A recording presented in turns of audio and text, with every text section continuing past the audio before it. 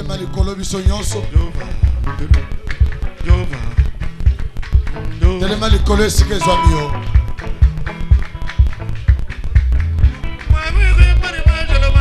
Telema likolo esika ezwami yo. Tolingi toyoka maloba na Nzambe. Nalingi otombola maboko na yo bisika ezwami yo.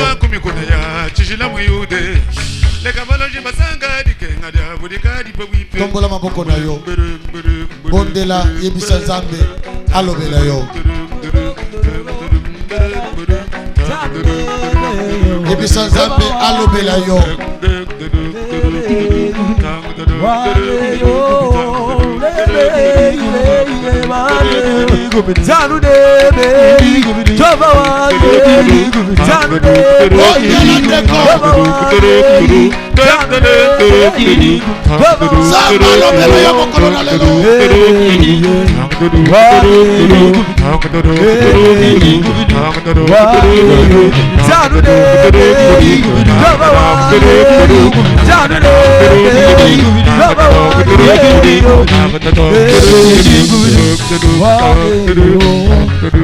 Tozobeta maboko milolo makasi pona koyamba motei.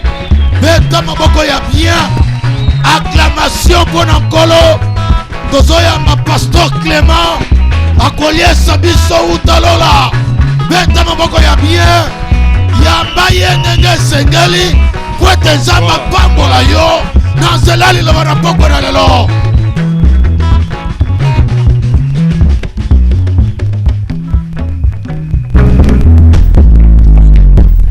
Merci beaucoup. Vous pouvez vous asseoir.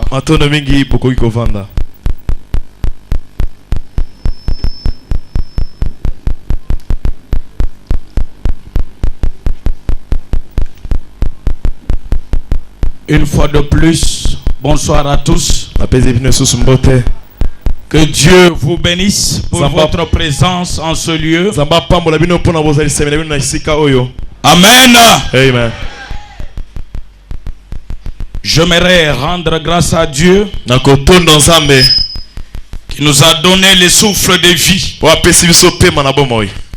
sans que nous n'ayons rien payé ou que nous ayons mérité cela. C'est par sa grâce que nous sommes vivants. Nous ne sommes pas plus que ceux-là qui sont morts ou ceux-là qui sont dans les hôpitaux. Et si nous nous tenons au devant de vous, c'est pas parce que nous connaissons plus, mais c'est la grâce de Dieu qui a permis que ce soir nous soyons au devant de vous.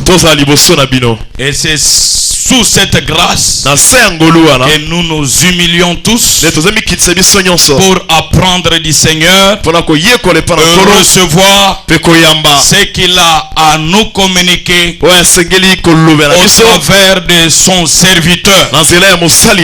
Je ne représente absolument rien. Si il faut parler du statut social, je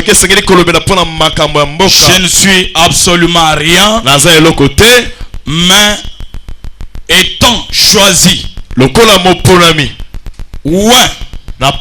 ce soir, pour parler au peuple de Dieu, je me considère comme ayant droit de pouvoir lier, de pouvoir délier ce soir la vie de quelqu'un, la vie du peuple de Dieu, parce que je crois que j'ai un mandat divin. Est-ce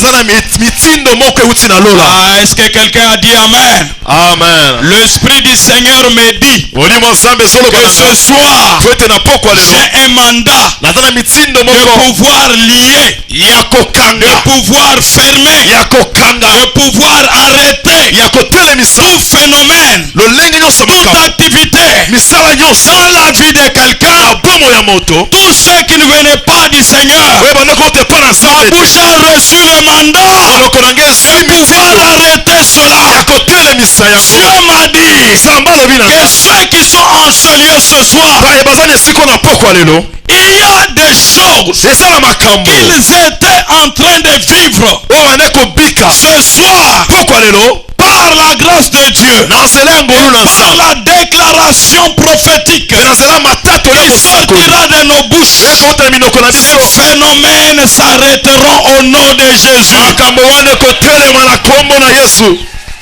Et le Seigneur me dit, non pas seulement que je vais fermer, mais je vais ouvrir, je vais déclencher, je vais déclarer sur la vie de quelqu'un quelque chose de nouveau.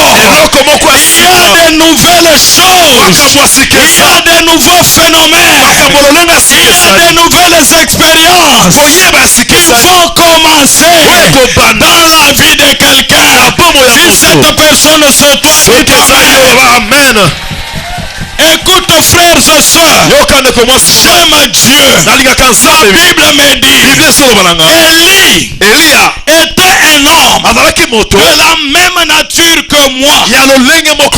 C'est pas moi qui l'ai dit, c'est la parole de Dieu. La parole déclare, Élie était un homme de la même nature que moi. Il n'était pas un ange, il n'était pas un ange, il n'était pas un extraterrestre. Il était un homme. Il était un homme. Mais la Bible dit, cet homme dont on ne connaît ni père ni mère. Ce soir moi je connais mon village. Ce soir je connais ma mère. Ce soir je connais mon père. Mais la Bible dit, Élie, on ne connaît pas son père, on ne connaît pas sa mère, mais cet homme qui était comme moi, un jour il s'élève en Israël, il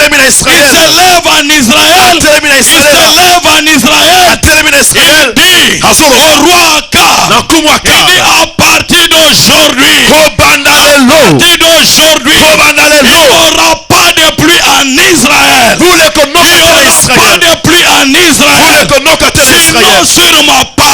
À ce soir, en tant que prophète du Seigneur, en tant que serviteur de Dieu, je commence à fermer, je commence à arrêter, je commence à arrêter tous les cycles de malédiction, tous les cycles de blocage, tous les cycles d'échec, tous les cycles d'humiliation, tous les cycles de stagnation que tu étais en train de faire face. Au nom de Jésus-Christ de Nazareth, si je suis un serviteur de Dieu, ce soir, c'est lui qui ne pouvait pas dormir.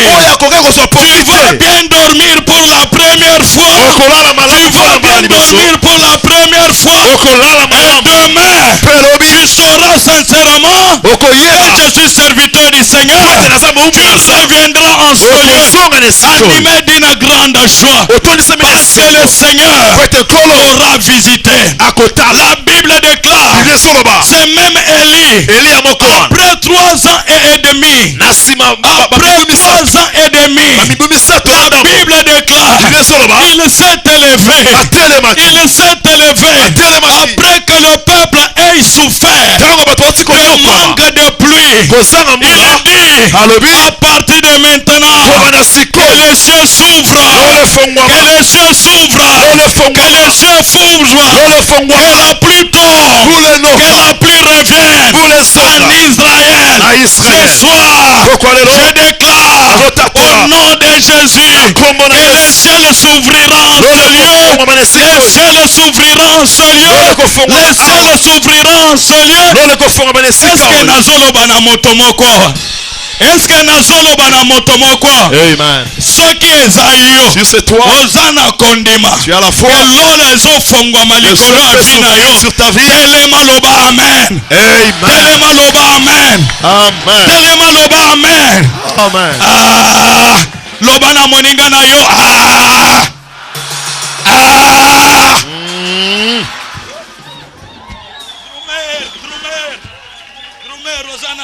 amen. Alléluia. Amen. Tala Bible zoloba clairement. Nano bandi prédication te. Saint-Esprit azoloba na moto moko. Mosali na nzambe nyonso azaka na façon na travailler. Amen. Yoko zela te ndenge na yebite omonela na télévision. Amen. Amen. Donc nzambe azoloba déjà na moto moko. Que après programme à prière makambo asike zobana. Alléluia. Amen. Yoka problème abato ebele ezate ke nzambe azaka susu nzambe te totalaka nani yango azoteya biso. Amen. Mais Bible ezoloba clairement lobi Eli était un homme azalaki moto comme non lokola donc biso. yo pe ndenge oza wana okoki koarrete Amen. baphénomène mosusu. Amen. okoki koarrete Amen. basituation mosusu. Amen. oza na pouvoir oza na autorité mpo oza moto oza nyama te. Amen. Amen. ce soir Pourquoi lelo? nzamba makambo minene akokita. Amen. nzamba walesa akokita. Amen. nzamba pasteur Clément nzamba alokota ngai na potopoto akokita mpo na yo. Amen. Amen. Vous pouvez vous asseoir. Acclamons très fort pour la gloire du Seigneur.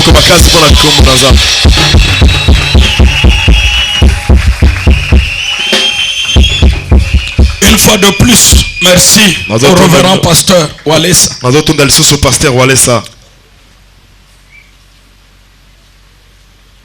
Le ministre de la défense du royaume céleste, l'homme du feu, l'homme de la plénitude, l'homme d'intégrité, l'homme du moment, par qui le Seigneur nous parle, pour nous avoir donné cette opportunité de nous tenir au devant de vous. Est-ce qu'on peut apprécier, reconnaître notre papa et notre maman? Est-ce qu'on peut acclamer très fort pour eux? Écoute, je disais à quelqu'un, l'onction que tu n'honores pas ne peut jamais te bénir. L'onction que tu n'honores pas, l'onction que tu ne respectes pas. Écoute, frères et sœurs, il y a beaucoup de gens qui ont marché avec Jésus, mais leurs vies n'ont jamais été transformées. Même dans le village natal de Jésus, il y a des gens qui n'ont pas expérimenté la main de Jésus. Parce que quand ils regardaient à Jésus, ils le méprisaient, ils le connaissaient comme un fils d'un charpentier, comme l'enfant de Marie. Il connaissait ses frères et sœurs, et ces gens n'ont pas pu recevoir quelque chose de la vie ou du ministère de Jésus. Mais les gens comme les Pierre, les gens comme les Pierre, quand on lui a posé la question par Jésus et savoir qui était Jésus, la Bible déclare, Jésus, Pierre a dit, tu es Christ. Tu es Christ. Qui veut dire tu es loin de Dieu.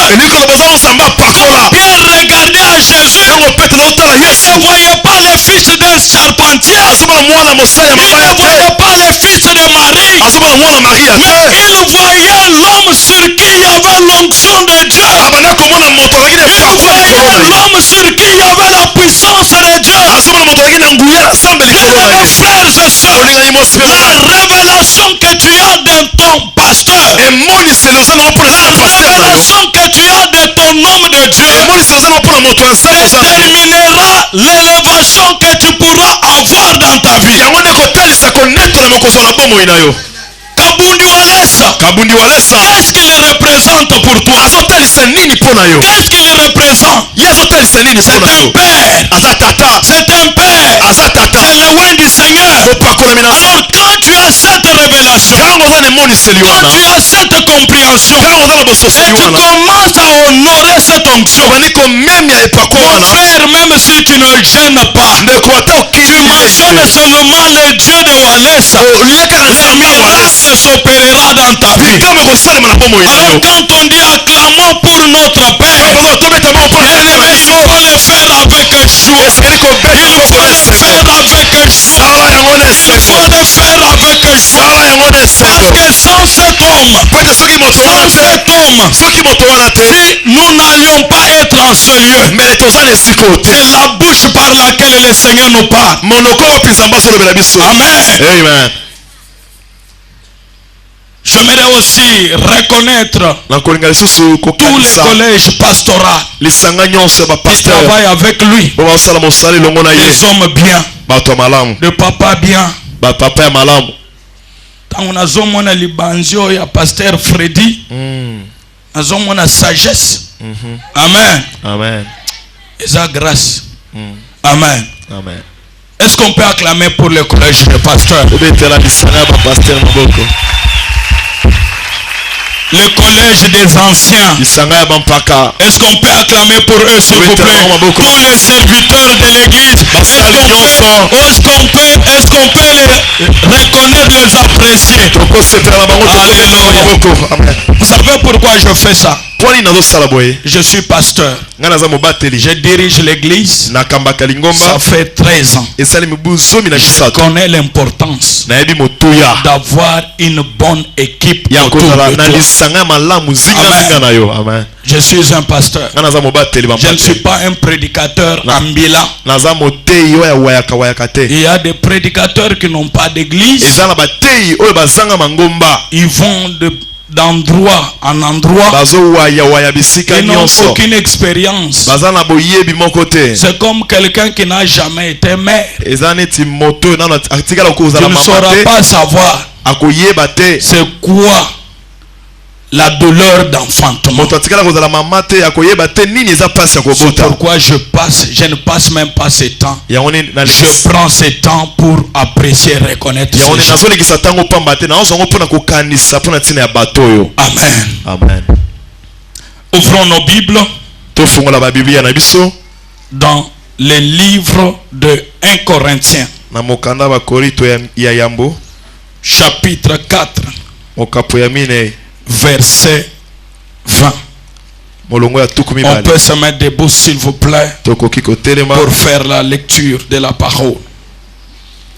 1 Corinthiens, chapitre 4, verset 20. Je vais prier assez qu'on puisse nous faire la lecture. Et toujours dans cette même position debout, nous aurons à lire aussi dans dans Jean chapitre 11 verset 40. Quelqu'un sous l'onction de Dieu. Merci pasteur. Nous lisons la parole de Dieu dans 1 Corinthiens chapitre 4 le verset 20. Amen. Et nous lisons au nom de Jésus-Christ de Nazareth. Amen. Car le royaume de Dieu ne consiste pas en parole, mais en puissance. Amen. Avant de lire Jean, lisez pour nous Actes des Apôtres, chapitre 1er, verset 1er. Actes des Apôtres, chapitre 1er, verset 1er, nous lisons: Théophile, j'ai parlé dans mon premier livre de tout ce que Jésus a commencé de faire et d'enseigner dès le commencement. Amen. Amen. Amen. Jean 11, 40.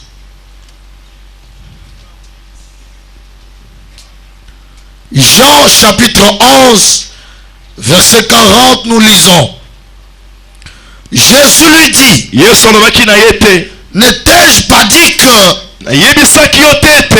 si tu crois, tu verras la gloire de Dieu.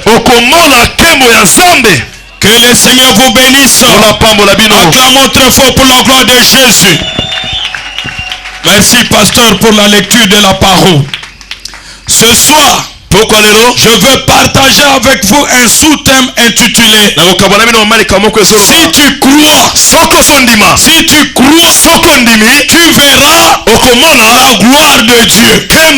Si tu crois, je ne sais pas à qui Dieu s'adresse ce soir. Mais tout ce que je sais est que le tu remplace quelqu'un dans cette salle ce soir. Tu parles à quelqu'un ce soir pour dire que si tu crois, tu verras la gloire de Dieu. Dans le livre de 1 Corinthiens, chapitre 4, verset 20, la Bible dit le royaume de Dieu ne consiste pas en parole.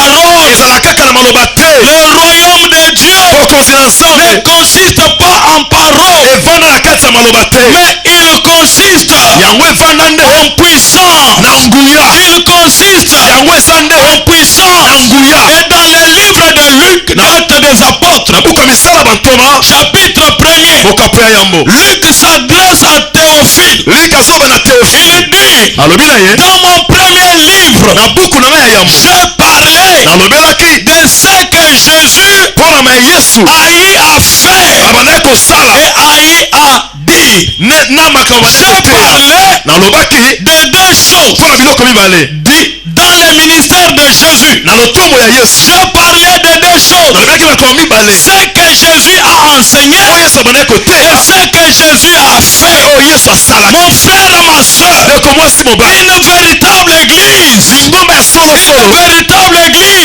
doit avoir ces deux choses qui marchent ensemble. La parole de Dieu et les œuvres.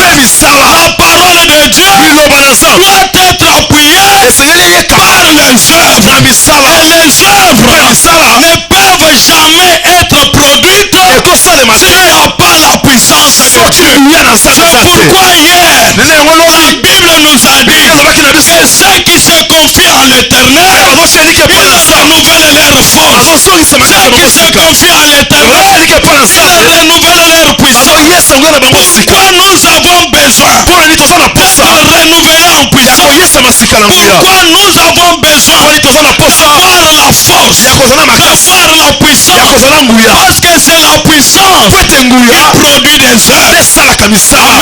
Amen. Donc une véritable église aujourd'hui, c'est une église qui prêche la parole de Dieu dans sa vérité, dans sa totalité. Et c'est aussi une église où les gens, quand ils viennent, ils voient la main de Dieu. Amen. L'église de Dieu n'est pas une morgue.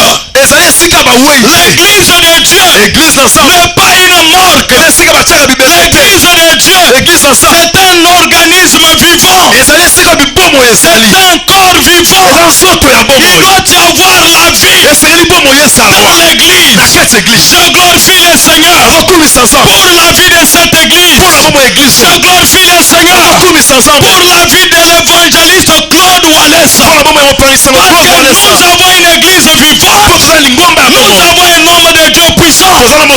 Et ce soir, je ne veux pas seulement vous prêcher la parole, mais je veux prier pour que les œuvres de Dieu se manifestent dans vos vies.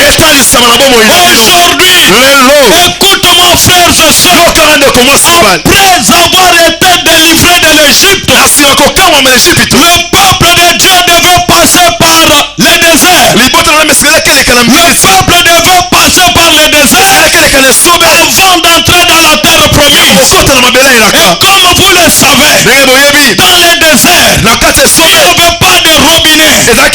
Dans le désert, il n'y avait pas de marché. Dans le désert, il n'y avait pas d'hôpitaux. Dans le désert, c'était la foi C'était la foi qui fonctionnait, qui amenait toutes choses à l'existence. Et la foi produisait des œuvres. Écoute, frères et sœurs, dans les déserts, c'était une saison de la dépendance. Et aujourd'hui, nous avons été sauvés du monde. Nous avons été tirés du monde. Nous traversons un temps de désert. Nous traversons un temps de difficulté. Tant que nous sommes sur la terre, les hommes feront face à tout genre de difficultés, à tout genre de besoins, à tout genre de problèmes. En attendant que nous puissions recevoir la seconde venue de notre Seigneur Jésus. Et cette période, le peuple de Dieu a besoin de voir le Dieu qui a nourri Israël de la manne dans le désert, le Dieu qui a fait sortir l'eau des rochers, répondre aussi aux besoins du peuple, répondre aussi aux besoins du peuple. Bien-aimés frères et sœurs, moi j'ai toujours dit aux gens que ce n'est pas un problème de demander les choses à Dieu. Et s'il y a quelqu'un qui te disait que c'est mal de demander, écoute, j'aimerais te dire une chose. La vie éternelle, on ne la reçoit pas deux fois. On ne la reçoit pas deux fois. On reçoit la vie éternelle une seule fois pour toutes. Et on reçoit la vie éternelle en acceptant Jésus-Christ comme son sauveur et comme son Seigneur. Quand vous prenez cette décision une seule fois dans votre vie, sachez déjà que vous êtes un ayant droit. Vous êtes un ayant droit. Laisse-moi te dire, ce n'est pas chaque jour que tu dois recevoir Jésus dans ta vie. Si tu as déjà reçu Jésus dans ta vie, ce qui reste, c'est de te réjouir des fruits du royaume de Dieu. C'est de te réjouir de tous ceux qui appartiennent au royaume de ton Père. Bien-aimés frères et sœurs, le diable a reçu, a aveuglé beaucoup de gens, de leur faire voir, de leur faire croire qu'ils n'ont pas besoin de demander de bonnes choses. La Bible déclare toute grâce excellente et tout don parfait vient d'en haut, vient de l'éternel Dieu. Tout don parfait, toute grâce excellente, et tout ce qui est bon, ce que toi tu connais qui est bon, la Bible dit, ça vient du ciel. Qu'est-ce que toi tu trouves bon? Ce soir, Dieu m'a envoyé pour te dire que ça vient de ton Dieu. Le mariage vient de Dieu. La guérison vient de Dieu. L'argent vient de Dieu. Les voitures viennent de Dieu. Les belles maisons viennent de Dieu. J'aimerais t'informer qu'au ciel, tu n'auras pas le temps de rouler dans de belles voitures. Au ciel, tu n'auras pas le temps de te marier. S'il faut rouler de belles voitures, s'il faut te marier, s'il faut porter de belles vestes, c'est sur la terre. Est-ce que nazoloba na moto moko? Gloire à Jésus. Joie de délivrance na yo na kombo na Yesu. Amen. Il y a des gens et des églises que le diable a aveuglé comme ça. Soki oza na eloko te, koloba te que eza important. Loba kaka que eza important, mais nano ozwi yango te. Oza pe na posa nango. Il faut ozwa yango. Amen. Amen. Eloko nyonso okokritike okotikala jamais kozwa yango. Même dans les choses de Dieu dans le ministère, quand quelqu'un prêche bien, toi tu es là juste pour analyser. Dieu ne te donnera jamais l'onction. Amen. Amen. Tu vas rester. D'ailleurs, les jours que toi tu vas monter à la chaîne, tu dis amen, quelqu'un fait amen. quelqu'un roule dans une belle voiture. Est-ce que kozala na nzambe? Kozala na nzambe za kotambusa mutuka kitoko. Biloko nyonso eza ya mokili. Ekotikala nango. Amen. Amen. Toyebi ke kotikala. Mais nzamba kela nango pona biso. Amen. Amen. Amen. Avant de créer l'homme. Yambako kela moto. Avant de créer l'homme, la première des choses qui a existé, c'était le jardin d'Éden. Entre l'homme et le jardin d'Éden, qu'est-ce qui est venu avant? Répondez-moi à l'église. Hein? Et qu'est-ce qui était dans le jardin? Il y avait toutes les bonnes choses. Il y avait toutes les bonnes choses. Si Dieu ne s'intéressait qu'au spirituel, pourquoi il a mis toutes ces bonnes choses dans le jardin pour que Adam et Ève puissent se réjouir? Aujourd'hui, Nazali ko libéré onction ya réjouissance. Amen. Na vie na yo na kombo na Yesu. Amen. Bakosaki yo ba prédicateur ya diable bakosaki yo que tu n'as pas besoin de ces choses. Mais moi je suis venu te dire sur base de la parole, non pas n'importe quel genre de parole, la parole inspirée, toutes les bonnes choses le Seigneur Dieu les a faites pour que tu puisses en profiter. Amen. Ce soir j'aimerais là où tu es que tu commences à désirer dans ton cœur quelque chose de bon. Amen. Amen. J'ai dit quelque chose que tu ne désires pas, que tu ne conçois pas dans ton cœur, tu ne pourras jamais l'avoir. Ta vision déterminera les genres de vie que tu pourras mener. Amen. Amen. La vision que tu as, la manière que tu vois ta vie, c'est de cette manière que tu finiras dans la vie. La Bible nous dit, le royaume de Dieu ne consiste pas en paroles, il consiste en puissance. Dans d'autres versions, on ajoute même une démonstration de la puissance. Nous devons voir la puissance de Dieu. La puissance de Dieu est à l'œuvre. Dieu, il a créé le monde par sa parole et par sa puissance. Parce que sans la puissance, rien ne pouvait prendre place. Aujourd'hui, c'est pourquoi j'ai béni le Seigneur. Lorsque je venais, j'ai entendu le modérateur parler du Saint-Esprit, parler de la puissance. J'ai dit Dieu est merveilleux. Dieu est merveilleux. Nous avons besoin de la puissance. Nous avons besoin de l'onction pour bouger le monde, pour changer les choses. Nos vies doivent changer. Amen. Mais pour que ta vie change, pour que la puissance de Dieu apporte ses fruits dans ta vie, tu as besoin d'avoir la foi. Amen. Amen. Tu as besoin d'avoir la foi.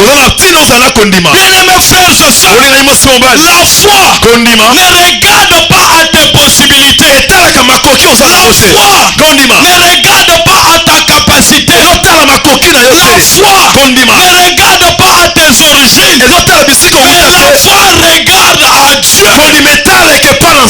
Amen. La foi regarde à Dieu. La foi espère en Dieu. La foi n'espère pas dans les hommes. La foi n'espère pas dans tes moyens ou tes ressources. Elle regarde à Dieu pour toutes choses. Donc quand tu fais de bonnes choses, quand tu veux la guérison, quand tu veux l'élévation, quand tu veux la grandeur, quand tu veux la guérison, tu n'as pas besoin de regarder dans les personnes, de regarder dans tes moyens. Tu regardes à Dieu. Tu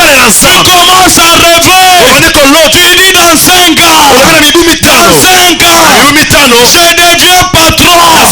Je deviens propriétaire de 5 magasins. Ce que j'aime de Dieu, ce que j'aime de Dieu, c'est un Dieu qui permet à son peuple de rêver comme il veut. Dieu permet à son peuple de rêver comme il veut. Tu sais tel que tu es là. C'est toi seul qui peux délimiter ta vie. Personne ne peut limiter le genre de rêve que tu peux avoir. Bien-aimés frères et sœurs, notre Dieu, c'est un Dieu de grandeur. Il est un Dieu trop grand. S'il faut que tu rêves, s'il faut que tu penses, il faut penser grand. Il faut penser grand. Il faut penser grand. Et ce soir, je suis en train de chasser de ta vie tout esprit et la médiocrité, tout esprit et médiocrité, tout esprit de petitesse, je les chasse de ta vie au nom de Jésus. Quelqu'un a dit Amen. Bien-aimés frères et sœurs, j'ai dit que tu sers un grand Dieu. C'est un Dieu de puissance. Et sa puissance produit de grandes choses dans la vie de ses enfants. Alors, si tu veux vivre ces grandes choses, il faut placer ta confiance en lui. Il faut placer ta foi en lui. Une foi aveugle. J'aimerais te dire une chose. Que cette foi, c'est une foi qui ne regarde pas à l'âge, qui ne regarde pas aux origines, qui ne regarde pas aux circonstances présentes. C'est une foi qui est basée sur ce que la parole de Dieu déclare. Et ce que ma parole me dit. Quand j'ai lu dans Genèse 17, la Bible dit, ce Dieu-là s'est introduit auprès d'Abraham comme un Dieu tout-puissant. Comme un Dieu tout-puissant. Parce que la Bible me dit qu'il est un Dieu tout-puissant, qu'il est capable de toutes choses. Je crois que mon Dieu est capable de toutes choses. Est capable de toutes choses. Est capable de toutes choses. Je n'ai pas besoin d'écouter ce que les hommes disent. Je n'ai pas besoin d'écouter ce que les circonstances me disent. Je sais une chose, que mon Dieu, il est tout puissant. Et dans sa toute puissance, je verrai sa gloire. Dans sa toute puissance, je verrai sa main. Parce que sa puissance est au-dessus de toute la puissance. Au nom de Jésus, quelqu'un a dit Amen. La Bible me dit, un jour, il y a eu un roi. Il est venu défier 3 jeunes gens. Shadrach, Meshach et Abednego. Il est venu. Il leur a dit, jeunes gens, j'ai appris que vous ne voulez pas adorer ma statuette d'or. Vous ne voulez pas adorer mon Dieu. Je vais vous jeter dans le feu. Je vais vous jeter dans le feu. Maintenant écoute ce que le roi dit. Il dit, si vous refusez d'adorer cette statuette, quel est ce Dieu-là qui va vous délivrer du feu et qui va vous délivrer de ma main? Yoka, quel est ce Dieu-là qui va vous délivrer de ma main et du feu? Écoutez les hommes de foi ce qu'ils disent. Ils disent, roi, sache une chose, que le Dieu que nous servons, que le Dieu que nous servons, que le Dieu que nous servons, que le Dieu que nous servons, que le Dieu que nous servons, mon frère, ma soeur, peut-être ce soir, tu es aussi dans des problèmes, tu es aussi menacé dans ta famille. Il y a des gens qui t'obligent de faire les fétiches dans ta famille. Il y a des gens qui te mettent sous pression. Ils disent, depuis que tu as commencé à prier, ta vie ne change pas.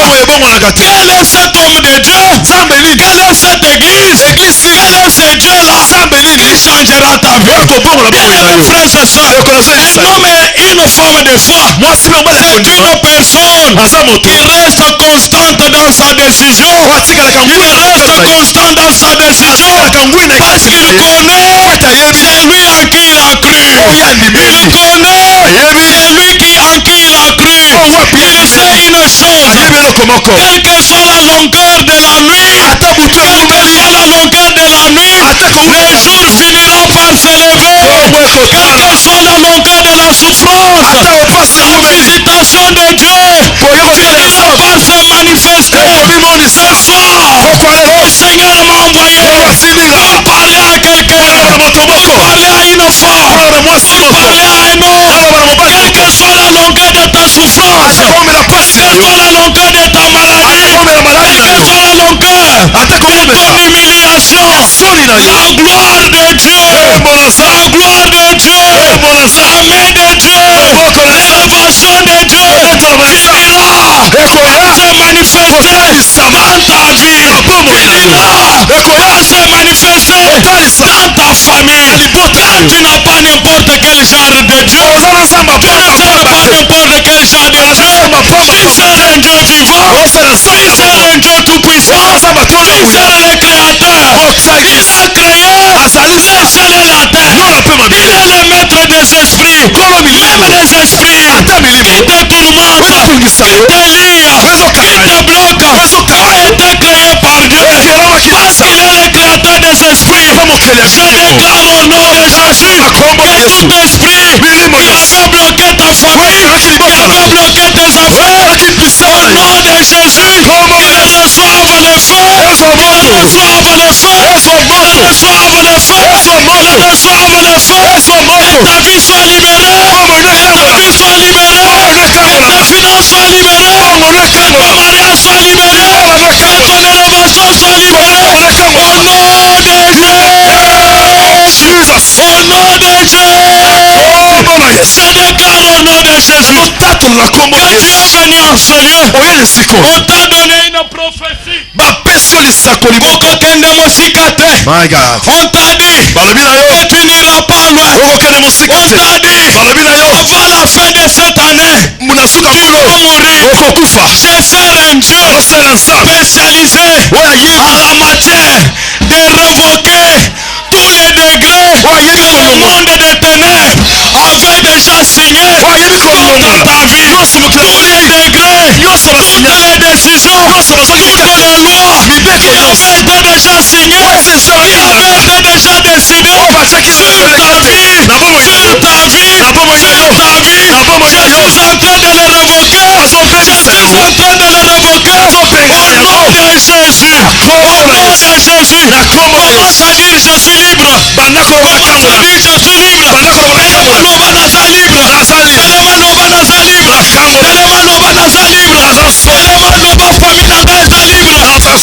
Elema loba bana nanga baza libre. Sambela sambela sambela. Sambela déclare ta liberté. Déclare ta liberté.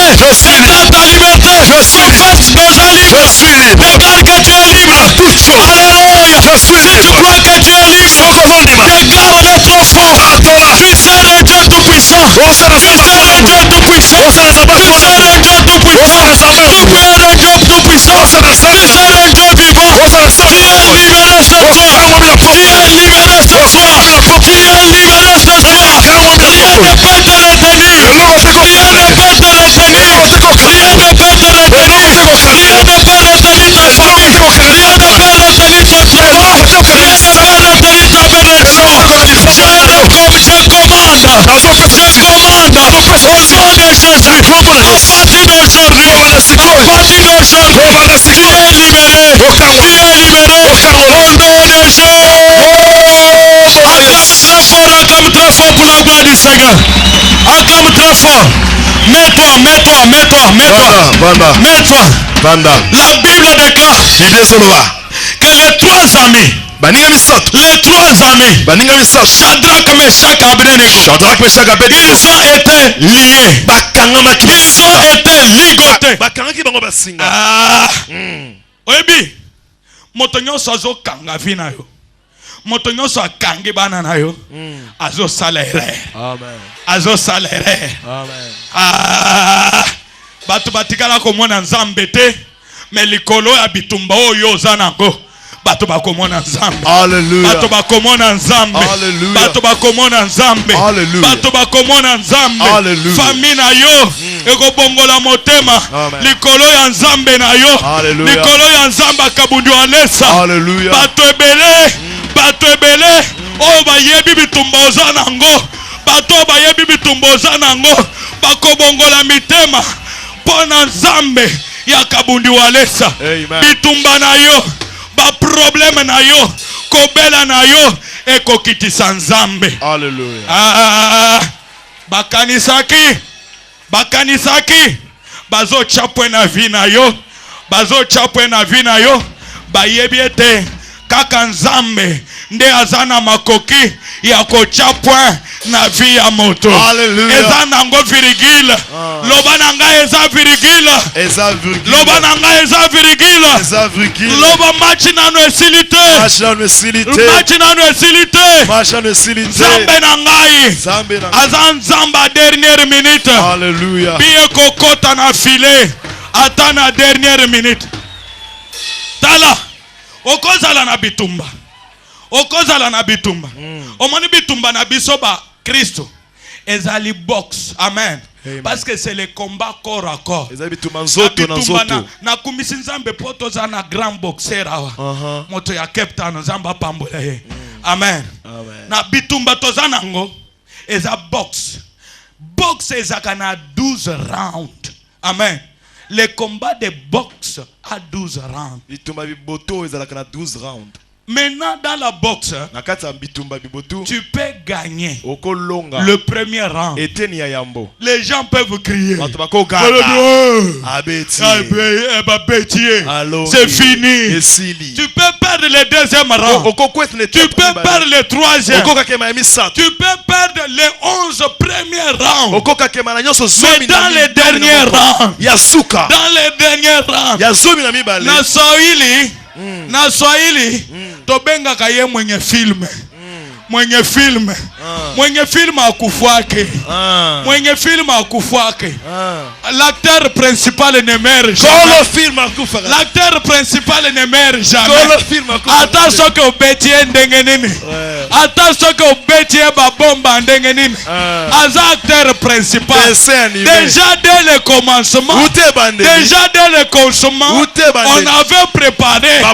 Parce qu'il est l'acteur principal, il ne doit pas mourir. Il doit gagner. Il faut quand même laisser du temps à ses ennemis de lui donner quelques coups. Quelques coups.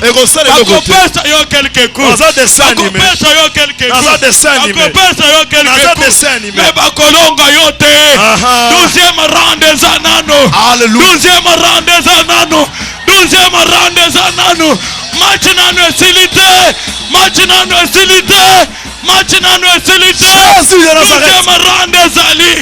12e round des Ali. Zamba tindingai. Na pako alelo. Na loba na ndeko moko. Okomaki na suka. Ozaki komona susu espoir te. Batu balobaki mabe pona yo. Ozaki kutu na posa ya komiboma. Lelo na zoloba na yo. Kokufa te. Zamba zana na projet monene pona yo. Kokufa nanu te. Pena zo déclaré. Okokufa nanu te. Yo ko vivre. Pour témoigner mon nzambe. Hallelujah. Pour témoigner mon nzambe. Nazo mwana nzambe. Kobimisa ba visa. Zamba zo bimisa ba visa. Azoloba na ngai. Ezana bato awa. Ozaki susu na espoir te. Posa na yo ezaki okende poto. Mais on rata plusieurs fois. Ozwaki décision. Okokende susu te. Zamba tindinga na yebisa yo. Yo suka ya vi na yo eza poto. Ozokende. Nazo mwana ba visa kobima. nazomona ba visa kobima nazomona ba visa kobima nazomona ba visa kobima nazomona ba visa kobima soki oza na kati ya sala loba amen loba amen okobima na kombo na Yesu bana na yo bakobima bana na yo bakobima bana na yo bakobima nzambe ye moko akosalela yo miracle parce que la foi ne regarde pas aux hommes. La foi regarde à Dieu. Mettez-vous, acclamons très fort pour la gloire du Seigneur. Oh Jésus. Oh Jésus. Si tu crois, tu verras la gloire de Dieu. Bien-aimés frères et sœurs, je vous ai dit hier ce que Dieu a fait dans ma vie. Je suis né dans un village. Pona baoba yebi peza mboko na bien oba zobenga muchikui bakwa mulumba muchikui nzela ko kende katanda na ngandanjika amen papa ba yebi metsala tiko papa yo yebi yango yakana no matana no yakana no confirmer parce que ba miso bako mona net film ezandeni banda ko ebele place wana ezaka banda ko ebele te mais ezaka croisement. Côté gauche, au Katanda. Droite, au Kengandanjika. Tu couilles, Ezawana, Eza Zamba Peza, Dorobato, par-ci par-là. Ndem place wana au Tikoloba. Kunaka bilangati. Baolo naka bilanga.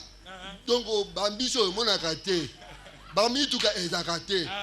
Yalango kaka bavelonde nzambe maboko betela nzambe maboko bien aimé nayebi soki nzambe na biso il est un Dieu tout puissant siko tala moto atelemi liboso na yo tala nanu beauté tala nanu présence tala bien tala nanu bien ezomonana tala nanu aspect charisme. Amen. Ouais. Mettez-les sur ma boko. Alléluia. Maintenant, écoutez-moi. Écoutez-moi. Yoka. Dans cette brousse-là, dans ce village-là, j'ai été né là. S'il fallait parler de l'origine, que Dieu te bénisse, mon frère. Reçois la grâce de Dieu. Amen. Dans cette brousse-là, j'ai été né là. S'il fallait parler de l'influence du milieu sur l'avenir de quelqu'un, donc je suis la dernière des personnes sur qui on pouvait compter dans cette salle. Amen. Amen. J'ai quitté ce milieu jusqu'en 6e primaire. Je ne connaissais pas même me présenter en français. Même bonjour, je ne savais pas que bonjour existait. Le matin quand on part à l'école, le professeur, l'enseignant disait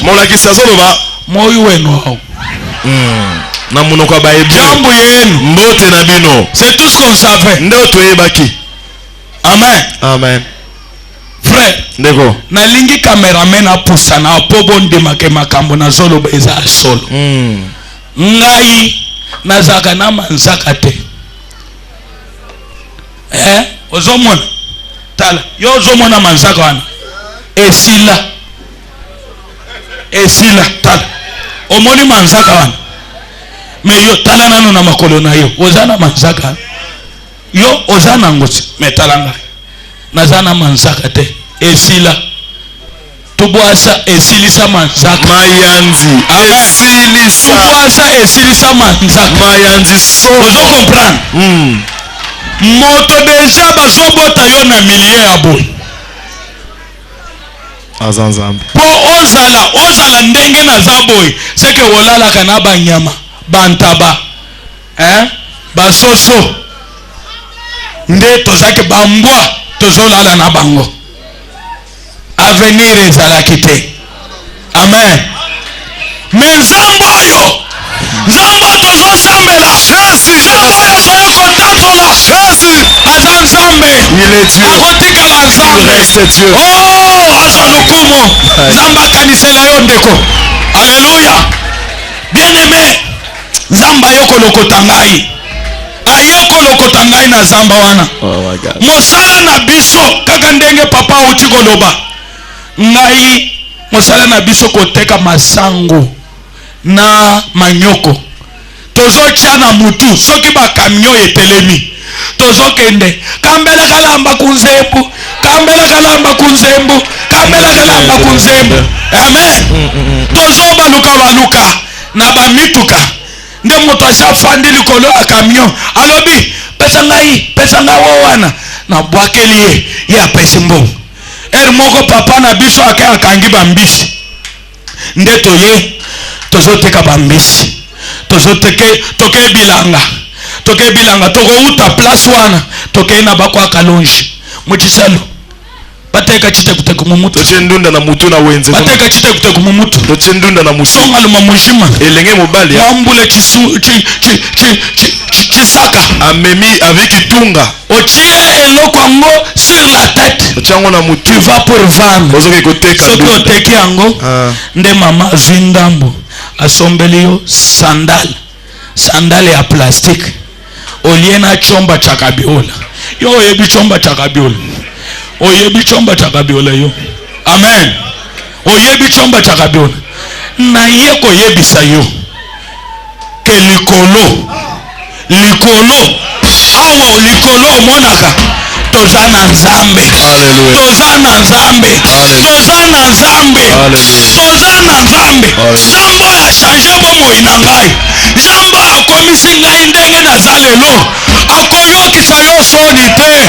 Akoyokisa yo soni te. Akoyokisa bana na yo soni te. Si tu crois, tu verras la gloire de Dieu. Si tu crois, tu verras la gloire de Dieu. Fanda yoka témoignage. Yoka témoignage. Si tu es touché par ce témoignage et tu veux que Dieu fasse des miracles, il faut commencer à venir sceller cela par une offrande. Moi j'ai grandi dans la culture anglophone. Nzamba yeko lokotanga wana ameminga na katanga na mboka Kolwezi wana naza siko na 6e primaire na yebi mokolo liboso na komi na classe tala kaka na katanga ezaki deja jekamine bana ba cadre na jekamine na komi boye na kati ya salle. En tout cas professeur wana azaki neti na esprit mususu yoka eloko liboso olia pesa ta bana mususu mbote aye kaka epa na ngai aye alobi bonjour lero wana deja na yebaki deja bonjour elingi oloba mbote na lobi bonjour maintenant azoloba na ngai comment tu t'appelles ngai siko natali ye na lobi il dit comment tu t'appelles siko ngai na yebi te comment tu t'appelles elingi oloba nini lero na lobi susu classe mobimba etelemi babandi koseka neti na théâtre baseki babeti maboko garçon moko atelemi wana apesi nga kombo alobi oyo aza chimbulu. Nalobi chimbulu kombo wana etikala tilelo chimbulu soki bamoni nga balobi chimbulu. Amen. Alors bien aimés frères et sœurs, nzamba longoli ngai. Amen. Na komi na niveau moko nzamba matisi biso makasi, nzamba pamboli biso makasi. Tokomi na niveau moko nzamba bimeli ngai. Papa na ngai na mama bakufaki totikalaki kaka bana. Lero totikali bana nzamba yeko pambola libota na biso makasi. Bandeko na ngai nyonso bakoma ba homme d'affaires bazana katanga. Amen. Nzamba yeko bimela ngai alobi yo oza mosali na ngai. Nazaki kotanga nazo sala médecine. Nzamba alobi yo olingaki okoma koswanye nzoto ya bato. Me ngai nazo benga yo obanda koswanye mitema. Na fande na lobi Seigneur nga na koli catholique na koma pasteur ko banda ndenge nini na famille nga moto akondima te. Nzamba yebisi ngai soki osaleli ngai te okokufa. na telemi nazaki na passeport nazwi décision nzambe azaki na nga précision alobi ozokende na Afrique du Sud kosalela ngai ezaki mbala liboso na bima libanda biso bana katanga tozaki kutu na souci ya kobima te pona biso na moment wana vie ezaki bien jekami nazaki stable tozaki kozwa nyonso amen natikala kobima te nakutani na ndeko moko bato ya lokuta alobi na biso akomemi biso Afrique du Sud azaka na ndako kuna akolokela biso misala ya bien napesi mbongo $660 napesi ye na passeport tokomika na kasumbalesa na découvrir qu'Azaki aventurier. Amen. J'ai découvert que c'était un aventurier. Amen. Amen. À partir de là, je me suis retrouvé sans papier. Il nous a demandé d'entrer en Namibie et qu'il viendra nous prendre là. Nous sommes entrés en brousse. Nous on a traversé le fleuve, je crois, orange. En pirogue, on s'est retrouvé en Namibie, en brousse dans le camp de réfugiés. J'ai dit Seigneur, tu m'as dit que je dois aller te servir. J'ai quitté une bonne vie, mais tu m'amènes dans une brousse comme ça. J'ai cherché à sortir de cet endroit. On arrive en route, on nous arrête. On nous condamne à 9 mois de prison parce qu'on n'avait pas de papier. On était des illégaux. On a fait 9 mois. On nous a ramenés dans le camp. J'ai dit Seigneur, la première fois dans ma vie, dans mon pays, je n'ai jamais été arrêté. Mais j'arrive dans un pays étranger. Toi tu me dis je dois te servir. Je me retrouve en prison. Je dois rentrer chez moi. Yokande konangai. Soki nzamba bengio. Osalela ye quelque chose. Ba difficulté nyonso kokutana nango ezongisa yo sima te. Il faut persévérer. Difficulté wana ezali école nzambe azali kolekisa yo parce que nzambe akoki jamais kosalela moto azali qualifié te. Amen. Dieu n'utilise pas des gens qui sont qualifiés. Dieu ne bénit pas les gens qui sont qualifiés. Vous savez qu'il y a des bénédictions qui rendent les gens fous. Quand Dieu ne fait pas certaines choses au moment où vous voulez, ce n'est pas pour dire qu'il n'est pas Dieu. Ce n'est pas pour dire qu'il n'exauce pas tes prières. Il est en train de te préparer. Il est en train de te former. Il est en train de te tailler. Te donner la forme qu'il nous faut. C'est pourquoi aujourd'hui nous avons vu beaucoup d'hommes de Dieu qui ont reçu l'onction avant. Ils se sont perdus parce qu'ils ne sont pas passés par l'école de Dieu. Je voulais te dire, l'école de Dieu, ce n'est pas l'école théologique. Amen. La théologie n'est pas l'école de Dieu. Ce sont les épreuves de la vie, les combats de la vie.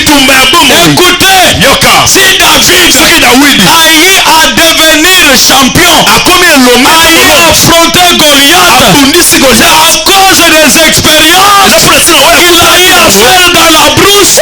Les lions, les ours, ce sont ces lions-là, ce sont ces ours-là qui ont fait de lui un homme. De telle façon que quand il est arrivé devant Goliath, il ne voyait pas Goliath comme un problème. Certains d'entre vous ici, vous n'avez jamais vu dans la vie. Nanu bakunda yote na vie. Amen. Ezana bato mususu bakunda bango baloba esili pona ye metilelo ozo vivre. C'est la grâce. C'est la grâce. Yangwana na lobi soki nzambe nano atie point final te moto akoki kosala ngo te. Personne. Tant que tu vis, il y a de l'espoir. Tant que tu vis, il y a de l'espoir. Si le monde a commis à Cap Town, lors nakomi na Cape Town natekaki déjà biloko nyonso na nzela.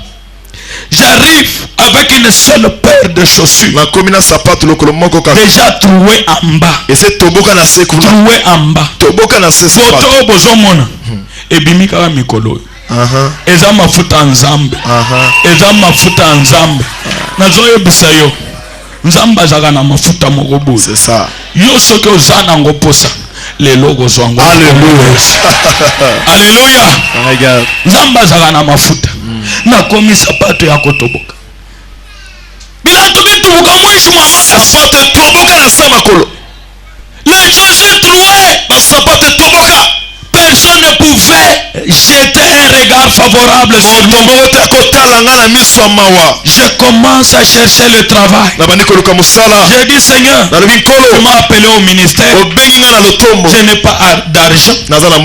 Je n'ai jamais été pasteur au Congo. C'est ici que je serai pasteur. Sans argent, sans avoir été pasteur, qui va croire en moi? J'ai dit que je trouve un travail. Comme ça, après, je vais financer l'œuvre de Dieu. Le premier travail que j'ai commencé, c'était de nettoyer les toilettes dans un bar, enlever les verres sur les tables et aussi balayer les clubs, les night clubs. Boîte de nuit après. Nabandi mosalango. Je fais à contre-cœur. Mais naïba keke dessiner na ngai. Eza kokombo la barte. Alléluia. Amen. Moto azana eloko na kati na ye. Ata soki osengi afukama akofukama. Parce que ayebi que place na ye eza kofukama te. Place na ye eza likiti ya bokonzi. Yango wana tango bazali ko trahir Joseph epa bandeko na ye azotala kaka azotala bango na suka lere bayaki kosenga ye bolimbisi azoyebisa bango nga nayebaki na ngai nayebaki bandakala que tout ce qui m'arrivait c'était pour sauver la vie de plusieurs. Tout celui qui te fait souffrir, tout celui qui te combat, il est en train de te pousser vers l'accomplissement de ta destinée, vers la manifestation de ton miracle au nom de Jésus-Christ. Bien-aimé frère, c'est lui qui est devant vous. Il vous parle d'un Dieu vivant. Il vous parle d'un Dieu puissant. Je suis arrivé. Je me suis fait réfugier. Parce que je n'avais plus de papier. Il fallait que j'utilise le statut de réfugié pour être reçu dans le pays. J'ai commencé à faire ce travail.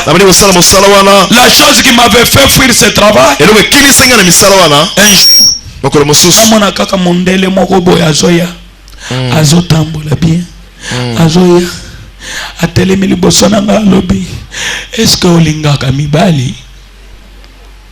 Bon nga nakanisi alobi nayoki ye ou nayoki ye bien te. Nabi olobi nini? Alobi est-ce que olingaka mibali?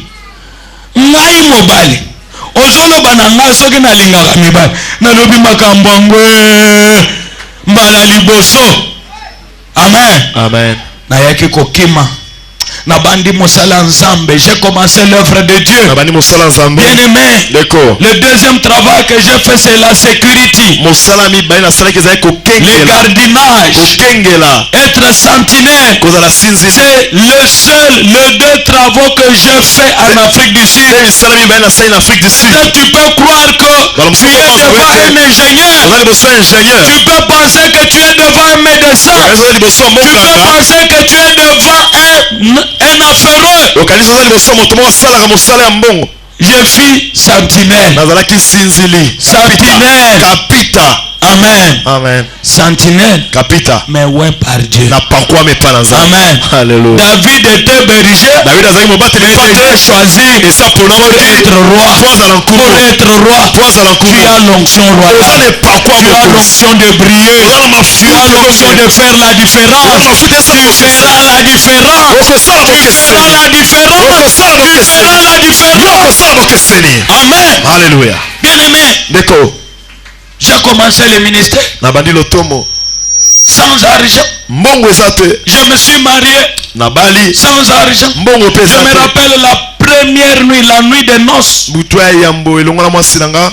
Nous sommes allés dormir dans une chambre à 3 Tokenda kolala bato misatu na kati ya chambre avec wa. un ami. Na moninga. L'ami qui partageait la chambre avec moi. Moninga toandola ne Parce chambre. que je n'étais pas en mesure de payer même ma propre chambre. Azaki na makoke kufuta ta chambre. L'ami dormait par terre. Moninga wala na se. Moi je dormais sur les lits avec ma femme. Ngai na mwasa tola na mbezo. Nazoyebisaye na ndenge ya kimokolo kaka. Amen. Amen. Yo comprendre kaka. Alors avec cet ami, Na moninga wala. on avait acheté Tosombaki deux choses. Tosombaki biloko Les lits mbetu et la télévision. na TV. Après un mois, Na sima. l'ami devait partir. Moninga singala ko kende. Il fallait se partager les choses. Ezela ko kabola sko biloko. On avait acheté que deux choses ensemble. Tosombaka biloko mibale. Les lits Mbetu et la télévision. na télévision. Siko yo za marié. Soki olingo zo okopona nini? Naponaki mbetu bandeko. Moninga zwi télévision. Ake nango. Natikali na mboka Cape Town pendant 6 mois sans télévision. Sans motoba télévision. Kolia pasi. Bilei na biso ezalaki chupome. Boyebi chupome.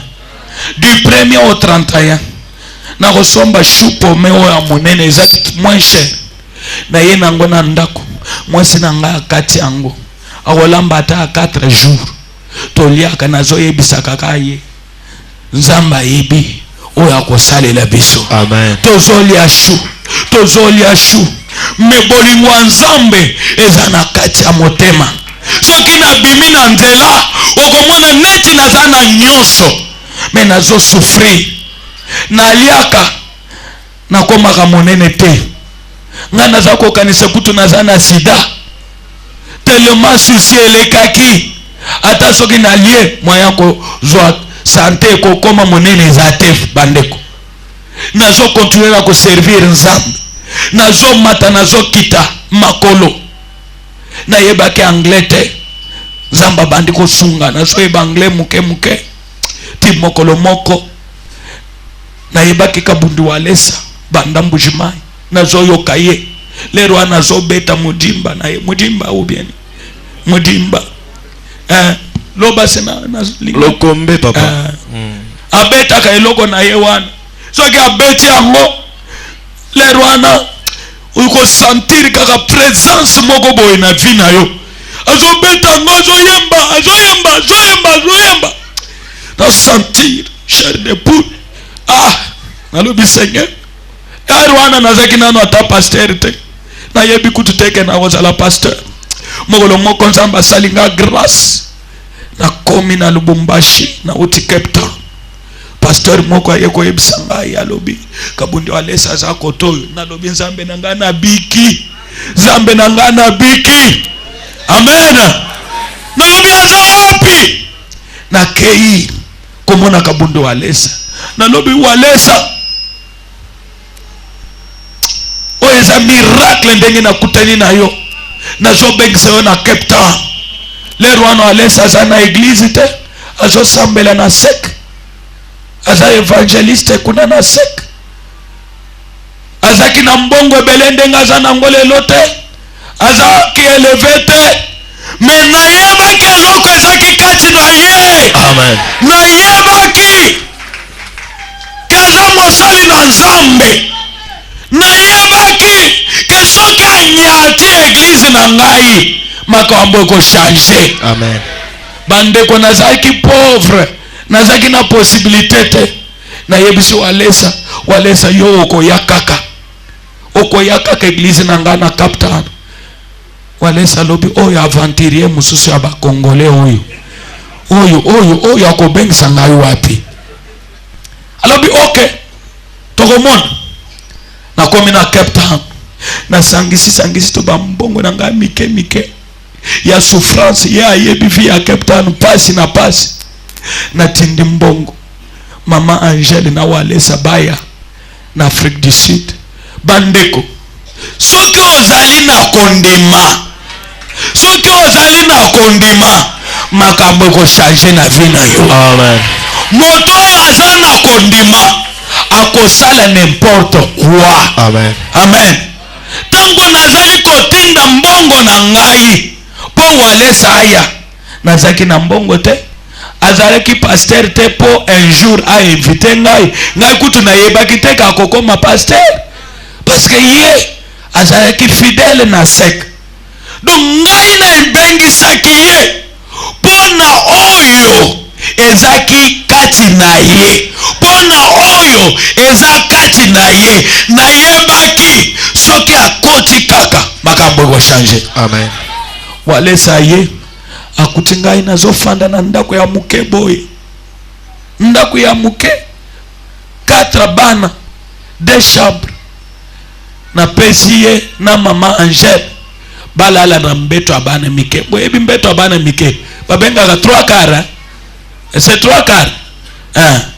Tala kaka mosali na nzambe munene moto deja azaki kokaba mituka banda mbujimai akabelaka bato mituka apesaka bato babiloko oyebi mpo nini abingisaki na yebaki grâce oyo ezaki na kati na ye. Je disais soki ayekaka na église na ngai nzambe akofungolola ngai baporte makambo minene. Bien aimé, soki nzambe amemi ngai awa na ye kotatola monene ya nzambe awalesa, na ye kotatola monene ya nzambe oyo nazosalela. Leri baye bandimaki pe bakondition oyo malgré ezaki mabe bandimaki basali musala tosali musala suka nango bandeko musali na nzambe na convention ya biso 3e fois oyo na ye kobengisa ye na Cape Town akutani na bitumba pona kozwa visa. Aye kozwa visa vendredi abengai pasteur Clément na zwi visa omoni ndengine na lubi wa yelesa soki oyete makambo kufi. Awa tozana ba prêtre bazotangisa biso religion na géographie. Pasteur yaka Walesa zwi avion akomi samedi bandeko.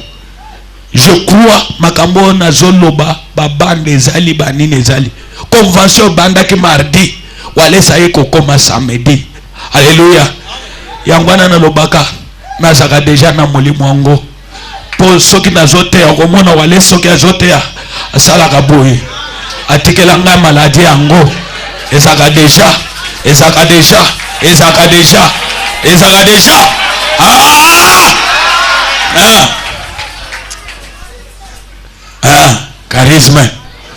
charisme yango eza makambo ya kisi te, eza makambo nguya. Amen. Nguya ya nzambe. Amen. La Bible, il est arrivé bandeko Cape Town eza mboka pasi, Afrique du Sud eza mboka pasi. Mosali na nzambe akomi alobi nzambe ayebisi ngai eza na moto moko il faut apesa voiture na ye na nzambe. Natali mwasi na ngai nalobi tata oyo aye kolukele biso makambo. Mboko oyo bato nyonso baza ba sentinelle, mboko oyo bato bazo souffrir. Oyalo bata nzamba lobi pesa $100 ye azoloba mutuka voiture pona kosomba mutuka na Afrique du Sud faut osala ta 5 à 10 ans.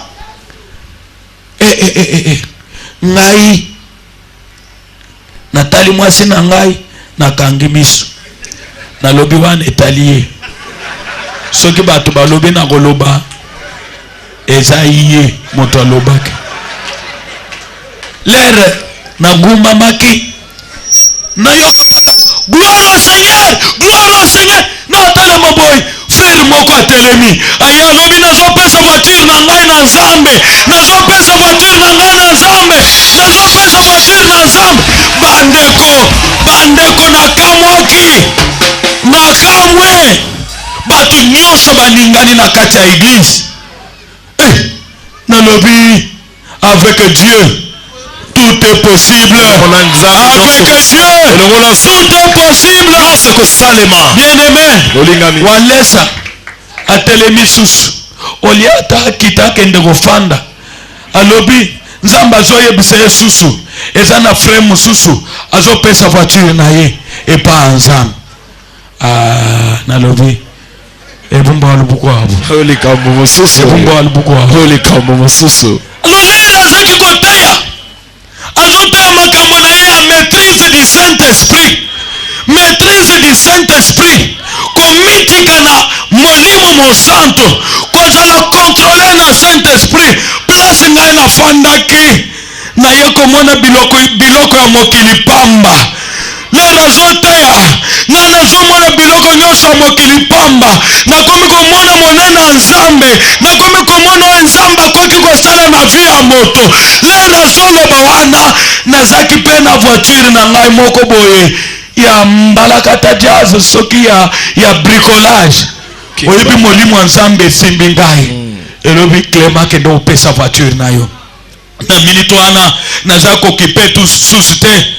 Nalobi soki akotia ba voiture nyonso na avion azonga nango Congo etalie ngai nalingi lelo vi na ngai efongwama, nalingi makambo na ngai efongwama, naluka walesa mikolo ebele bambula ebele lokola nazwi ye nakosalela oyo nzambe na ye azoloba namona loboko ya nzambe. Wana samedi bandeko toclôture tokendako tozongi dimanche tosololaki kutu te ye akei na ye hotel. Tozongi dimanche mokolo ya clôture na tongo walesa tei lera silisi kote alobi na butu nzambe ayebisaki ye eza na ndeko mosusu a part voiture ya pasteur, eza na ndeko mosusu fo apesa voiture na ye. Nalobi oyo ekomi plus que problème. Namoni kaka frère mosusu oyo azali kobeta sente aye aleki liboso bato babeti maboko apesi voiture na ye 3 voitures dans une même convention. Lelo bato bazobeta maboko ngai nakomi kolela nazokumisa nzambe nazoloba na motema chivonge bangachi mono chivonge bangachi mono chivonge bangachi mono chivonge bangachi mono nazolo bandeko luka. Haleluya, Amen.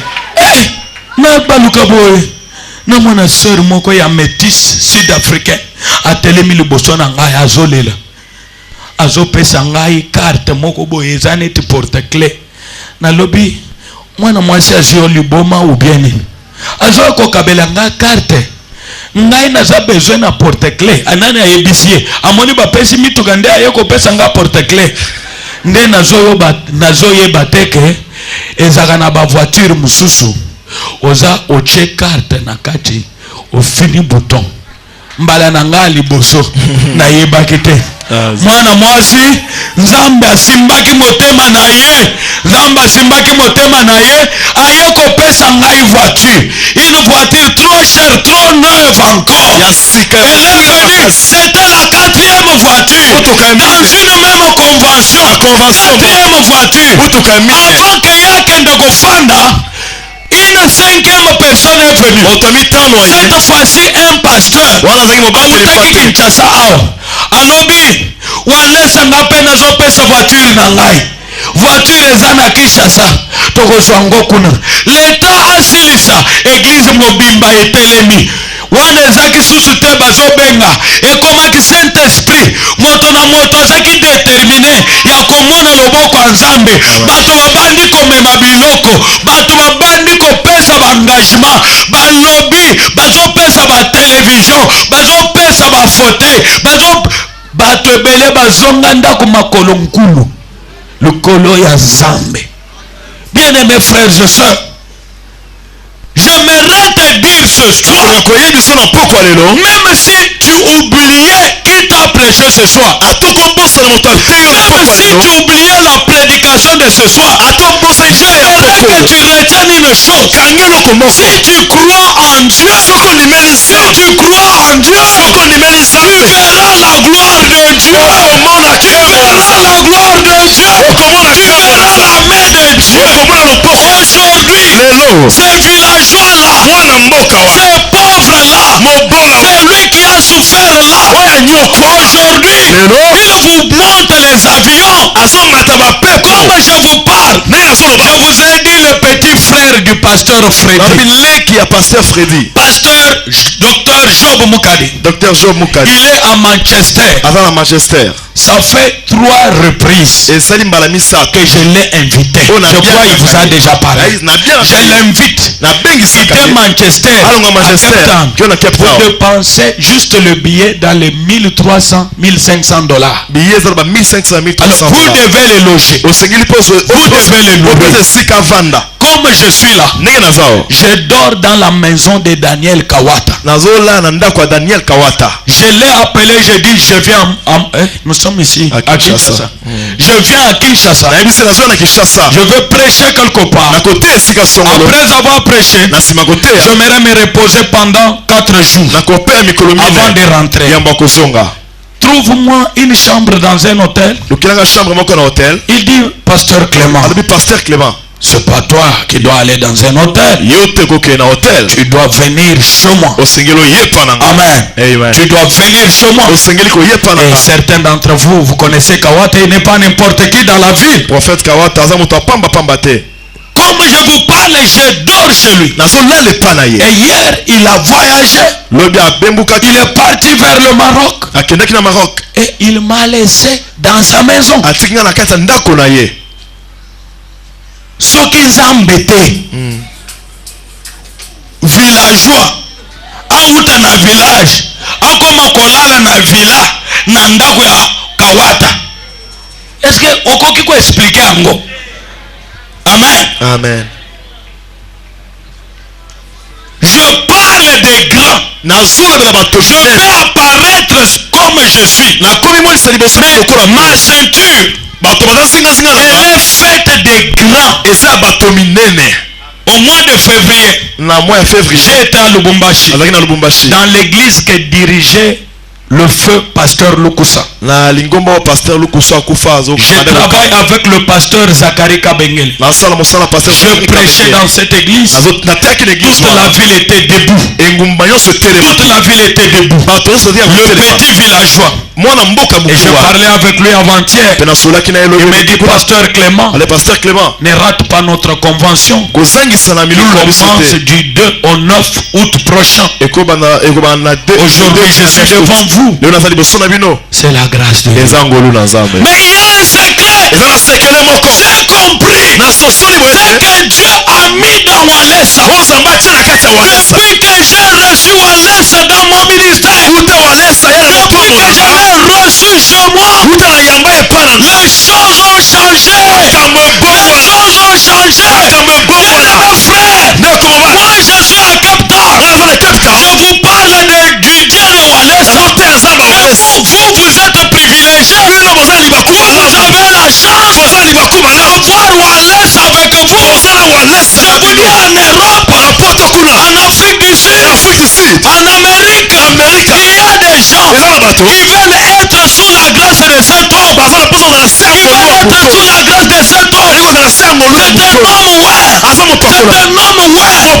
Bien-aimés frères et sœurs, ton miracle, ta délivrance, ce dont tu as besoin, ça y est ici. Ça y est ici. Mais il faut savoir comment te connecter dans l'onction de l'homme de Dieu. Il faut savoir comment te connecter. Si je ne m'étais pas connecté, lui-même me dit avant-hier, Pasteur Clément, n'importe qui. Amen. Et yo zo mwana ngone ti corruption ni no kopesa alesa po apesa yo cher. Amen. Mbongo ni ngai na kopesa alesa po apesa cher. Amen. Soki apesi nga cher po ezana makambo nzambe alengi Amen. nayebisa bino po vie na bino échanger. Eza na bato ebele olingi vie échanger, olingi makambo échanger, il faut koyeba kozala vie ya sacrifice. Amen. Il faut savoir faire des sacrifices. Quand j'invite tous ce pasteur, des fois je reste main vide, des fois je reste sans rien, mais j'ai toujours la foi. Un jour, on se souviendra de moi. La foi ne pense pas comment les choses vont se faire. La foi, elle fait confiance à Dieu. Bien aimés frères et sœurs, si toi tu veux changer ta vie, quelqu'un a dit, si tu veux changer ta moisson, il faut changer ta semence. Si tu veux changer ta moisson, si tu veux changer ta vie, change ta semence. J'aimerais vous dire ce soir, bien aimés frères et sœurs, apprenez à servir Dieu, spécialement en donnant. Spécialement en donnant. Cape Town a été bouché. Et la femme qui m'a donné la voiture, pendant que nous parlons, son mari a une société. Sa femme, elle est directeur ou directrice dans une société quelque part. Et la femme a un véhicule, le mari a un véhicule. Ils ont acheté même une maison. Amen. Amen. Ils ont acheté une maison. Moi-même qui vous parle, je ne pouvais même pas parvenir à sortir du pays. Dieu a fait le miracle. Je suis devenu résident. Dieu m'a donné les papiers du pays où je vis. Non pas seulement qu'il m'a donné les papiers, Dieu m'a béni. J'ai changé de maison. Ma vie a changé. Écoute, juste dans cette ville, demain, demain, je devais prêcher dans 3 églises.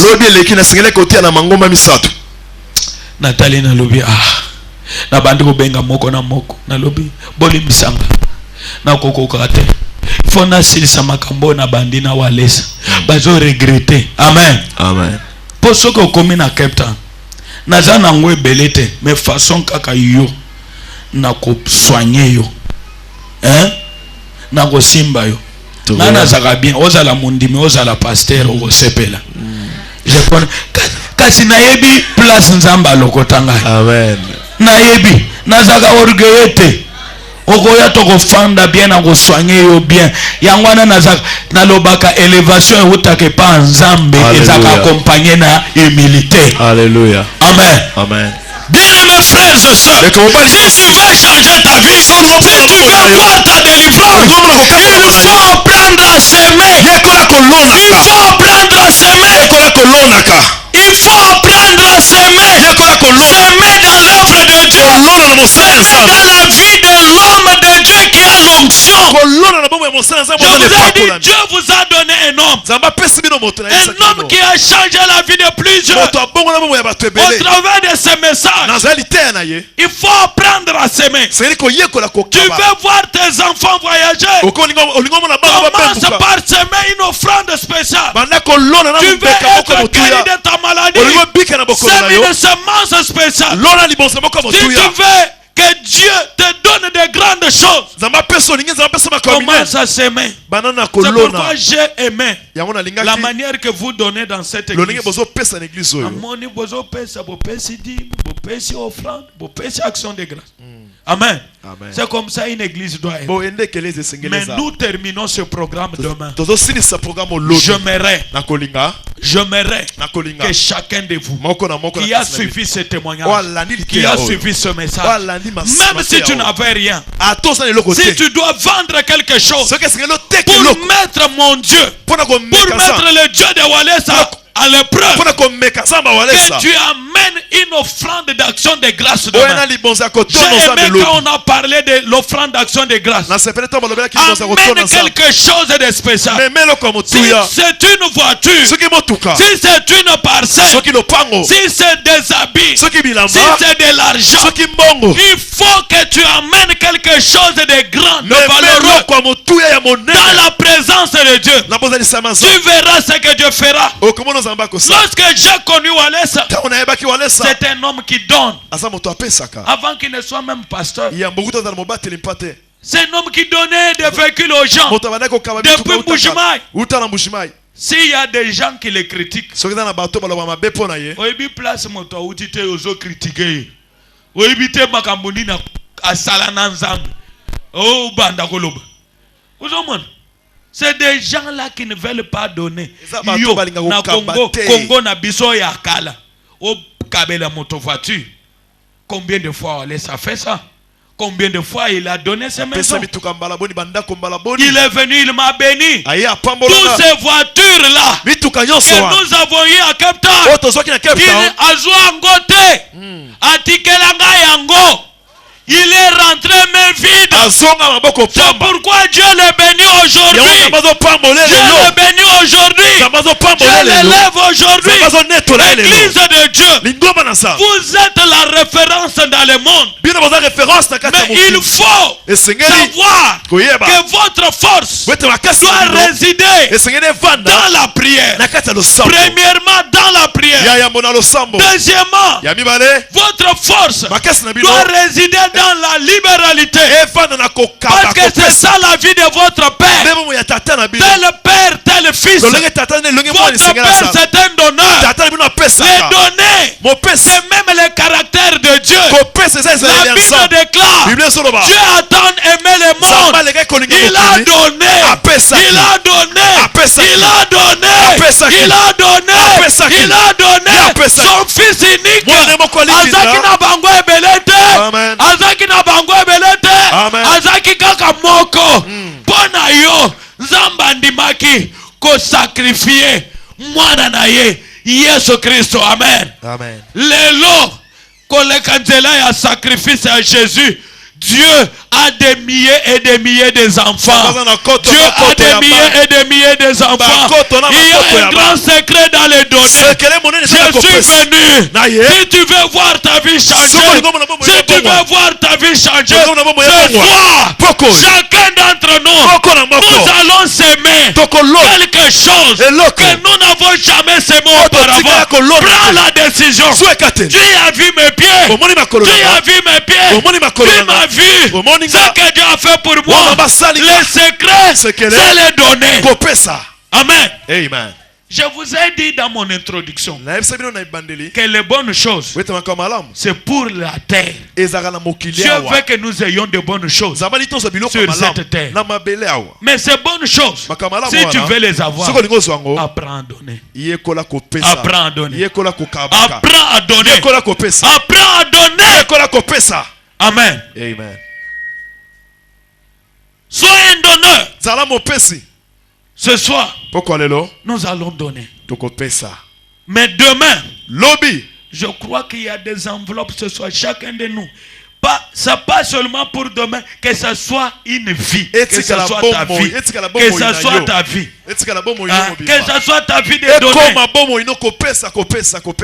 Pour terminer, dans les livres de Jean, chapitre 11, 40, la Bible nous parle de l'histoire de Lazare. Il était malade. La Bible dit, ses sœurs se sont confiées dans le Seigneur. Ils ont envoyé le message à Jésus. Ils ont dit, Seigneur, ton ami, c'est lui que tu aimes tant. Lazare, il est malade. Il est malade. La Bible déclare, lorsque Jésus a entendu, il n'est pas revenu immédiatement. Il n'est pas revenu immédiatement. Il a attendu. Il a attendu jusqu'à ce que Lazare était mort. Il a attendu jusqu'à ce que Lazare était mort. Et quand il est arrivé, la Bible déclare déclare, même la sœur de Lazare n'avait plus d'espoir concernant la vie de Lazare. Bien-aimés frères et sœurs, j'aimerais terminer en disant ceci. Dans tes problèmes, dans tes difficultés, dans les combats, apprends à te confier en Dieu avec foi.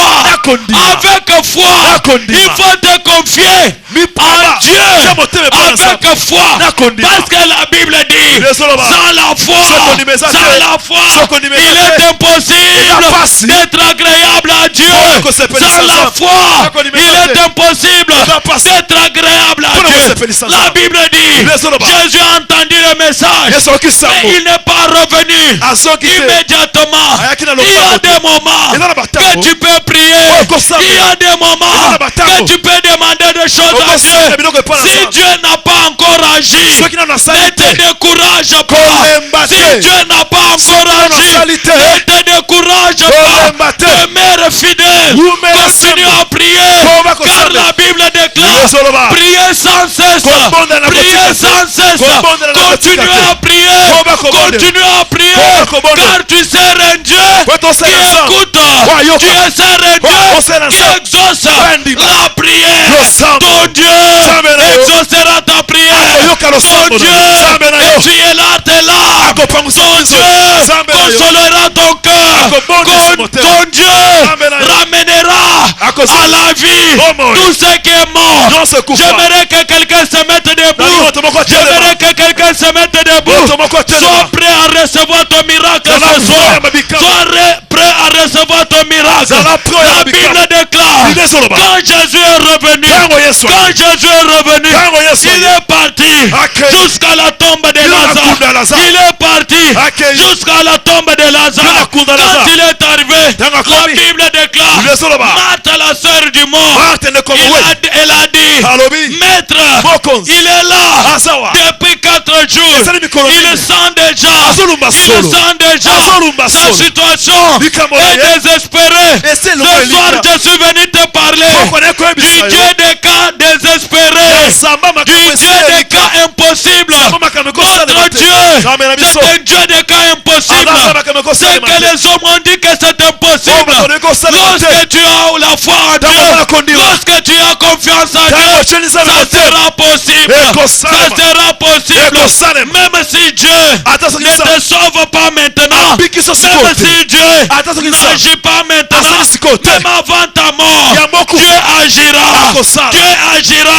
La Bible déclare, Lazare n'a pas été guéri. Lazare n'avait pas été guéri, mais il a été ressuscité. Il a été ressuscité. Les espoirs de quelqu'un, sont déjà morts. Ce soir, le Seigneur me dit, en tant que prophète du Seigneur, de déclarer la vie sur tous les espoirs perdus.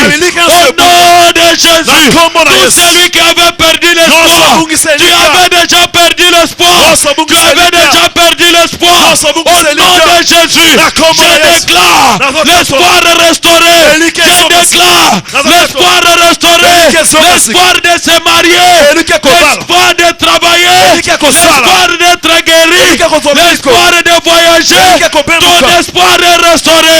Ton espoir est restauré. Élève ta voix. Commence à prier. Dis-toi, Seigneur, je déclare que l'espoir de ma vie est restauré. Je déclare que l'espoir de ma vie, l'espoir de ma famille est restauré. Au nom de Jésus, élève ta voix.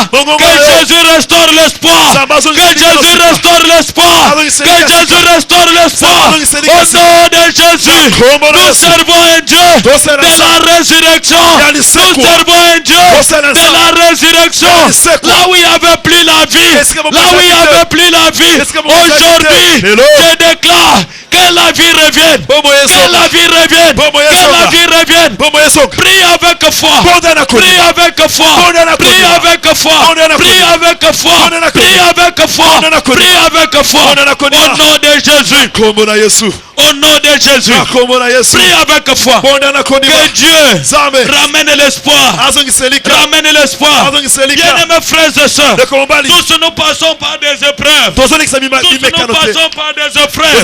Mais ce soir, Dieu me dit de dire à quelqu'un, ton espoir est restauré. Ton espoir est restauré. Ton espoir est restauré. Ton espoir est restauré. Ton espoir est restauré.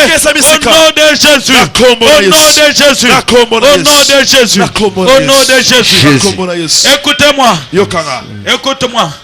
Sois concentré. Le Seigneur fait quelque chose ce soir. La Bible dit, lorsqu'on amena Shadrach, Meshach et Abednego pour les jeter dans le feu, la Bible dit, le même personne il les amenait pour les jeter dans le feu. Ils ont été tués par le même feu qu'ils avaient préparé pour Shadrach, Meshach et Abednego.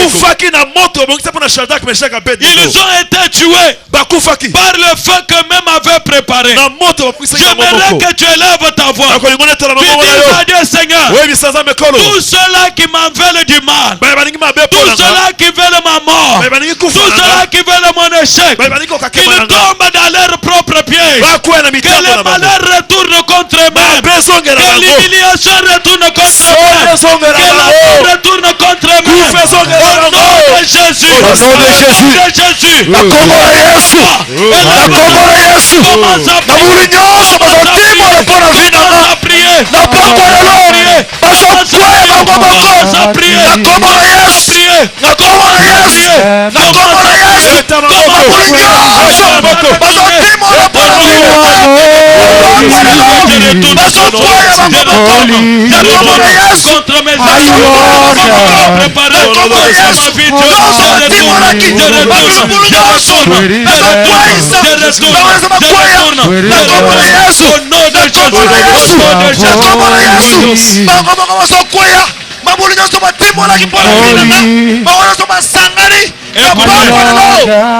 écoutez-moi. Écoutez-moi. Au nom de Jésus. Bien-aimé, écoutez. Le Seigneur veut faire quelque chose ce soir. J'aimerais que chacun de nous s'humilie dans la présence de Dieu. Nous allons nous agenouiller dans la présence de Dieu. Nous allons prier que Dieu nous donne la grâce de donner. Que Dieu nous donne la grâce de donner. Que Dieu nous délivre de l'esprit de l'égoïsme. Prends la décision ce soir. Dis, Seigneur, je veux changer ma vie. Je veux changer la vie de ma famille au travers des données. Je ne sais pas quelle décision tu vas prendre ce soir. Je ne sais pas qu'est-ce que tu vas décider à amener demain comme l'action de grâce. Qu'est-ce que tu vas décider à commencer à donner. Élève ta voix. Commence à prier. Que Dieu te fasse grâce. Au nom de Jésus. Prions le Seigneur. Je t'aide. Au nom de Jésus. Au nom de Jésus. Seigneur Dieu de miracles. Je prie ce soir. Je prie ce soir. Je prie ce soir. Éternel Dieu. Aide-nous Jéhovah. Aide-nous au sommet de foi. Qui vivent de la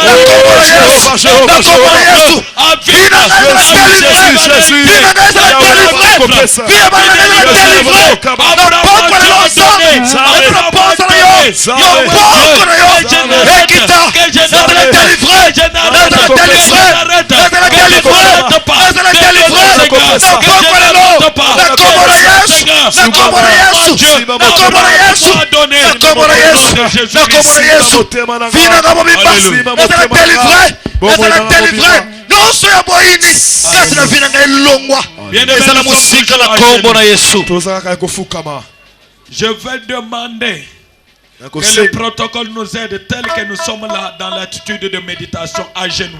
Que le protocole nous aide avec les enveloppes. Prends une enveloppe. Pendant que tu tiens cette enveloppe, protocole, est-ce qu'on peut distribuer les enveloppes? Pendant que tu prends l'enveloppe, tu la saisis dans ta main.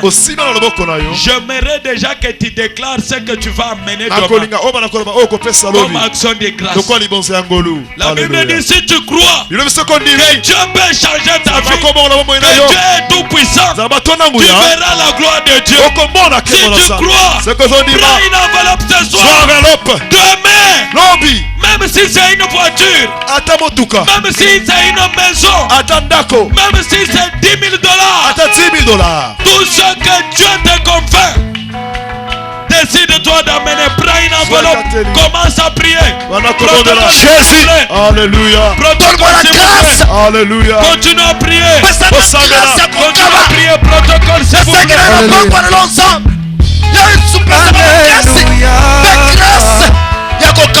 Serviteur de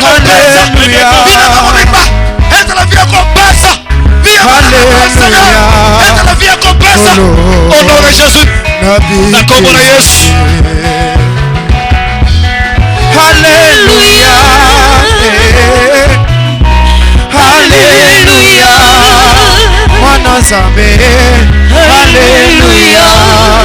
Kolo nabikisami. Dans l'attitude de prière. Si vous avez reçu votre enveloppe, mettons-nous debout s'il vous plaît.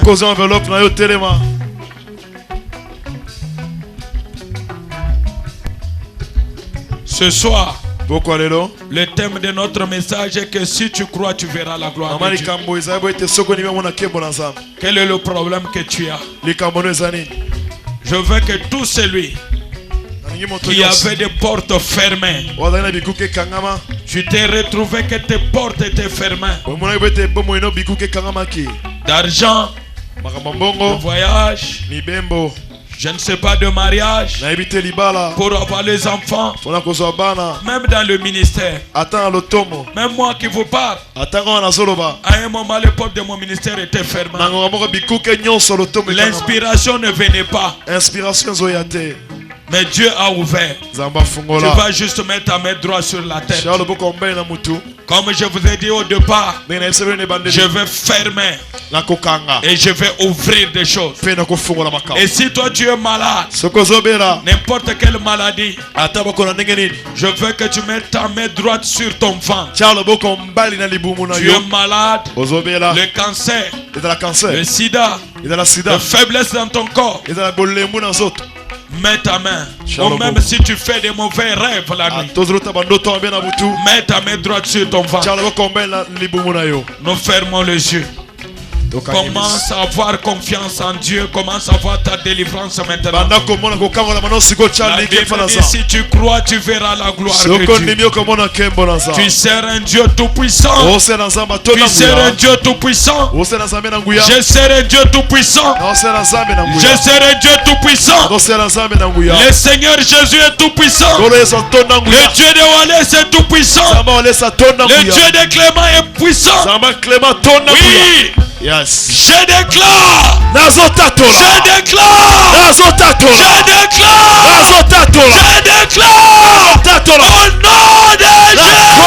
Au nom de Jésus que tu es libéré. Tu es libéré. Tu es libéré. Au nom de Jésus. Les portes qui étaient fermées, au nom de Jésus, je les déclare ouvertes sur ta vie. Au nom de Jésus, la maladie qui tourmente ton corps, je la commande de libérer.